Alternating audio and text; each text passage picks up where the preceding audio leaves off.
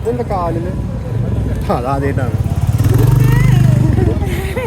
തടവള നാഗത്തലയെന്ന് പറയാം, എന്താണെങ്കിൽ പറയാം.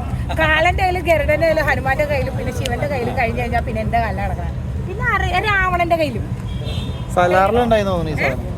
സലാർ പടത്തിൽ ഇപ്പൊ എന്നെ എന്താ പറയാ പൃഥ്വിരാജിന്റെ പെങ്ങളാണെന്ന് ഞാനോർത്ത്. അത് കഴിഞ്ഞ് പോസ്റ്റർ വെറുതല്ല. പക്ഷെ ഒരു കാര്യമുണ്ട് കേട്ടോ കമന്റ് ബോക്സിൽ. പക്ഷെ ഒരു കാര്യമുണ്ട്, ഞാനിത് ഇടാൻ തുടങ്ങിയപ്പോഴൊന്നും ആരുടെ കയ്യിൽ ഉണ്ടായിരുന്നില്ല. ഇപ്പോൾ എല്ലാവരുടെ കയ്യിലുണ്ട്. ഞാനിപ്പോൾ ഒരു 15-20 വർഷമായി ഇത് ഇടാൻ തുടങ്ങി. ഇപ്പൊ എല്ലാവരുടെ കയ്യിലുണ്ടോ ഇതൊക്കെ ഉരുട്ട് ഒരെണ്ണം കൊടുത്താ നല്ല